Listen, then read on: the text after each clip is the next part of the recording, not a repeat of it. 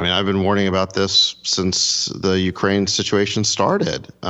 This is a proxy war of choice that we've gotten into. Ukraine is not a member of NATO. It is not a treaty ally of the United States. We are not required to defend it.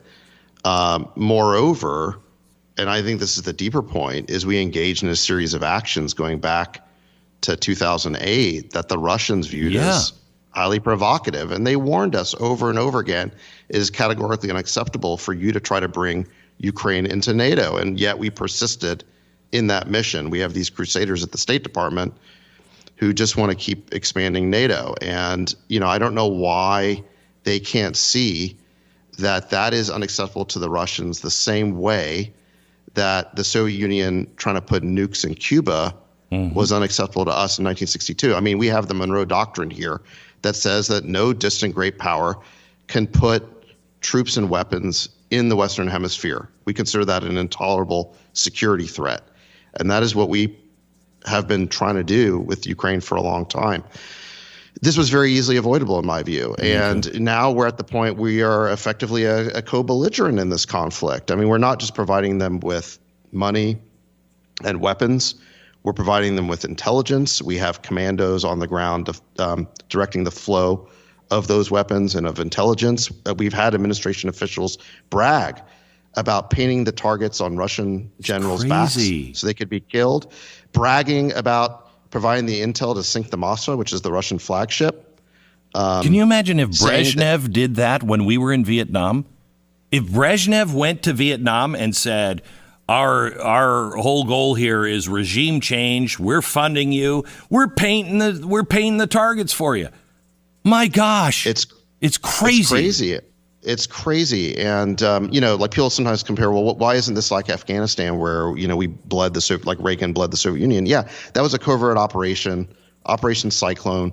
We didn't have American flags on the boxes of the Stingers and the weapons we were giving them. It was a very and here it's very different because we're not just giving them weapons. We're providing the whole, what's called the kill chain for them. It's a tightly woven web of information services. The weapons by themselves aren't valuable. Like the HIMARS, for example, isn't valuable unless you also give them the targeting coordinates from our satellites in space. And so, the Ukrainians are pushing the buttons and pulling the triggers and taking the bullets, but it's the Americans who are providing the targets and the intelligence and even taking credit for that counteroffensive last fall. There's a New York Times story where they basically described it was called the critical moment behind it was the Kharkiv counteroffensive, where the Ukrainians came to the American generals with their plans, and the generals said, no, this isn't good enough. Let us fix it for you. Jeez. I mean, it's just crazy, and then and then when I think the obvious downstream effects of this happen, which is that it drives Russia into China's arms, we react with this outrage and surprise, this shock, like we didn't know what's going to happen. I know. It's like, are you kidding? Of course. I know. Of course, Russia and China become tighter and tighter allies because China, they see what's happening and they know that if Russia falls here, if that actually could happen, then the gun sights of U.S. neocons and U.S. hawks will be entirely trained on them. So it's in their national interest to help Russia. This was entirely predictable. And we think we're going to prevent them from pursuing their national interest by expressing condemnation and outrage. It's like our spokespeople and diplomats are children here. I mean, again, we're dealing with it's the elites and everyone with common sense are looking at each other. Look, I didn't vote for the guy. You did vote for the guy, but I'm with you. This is nuts.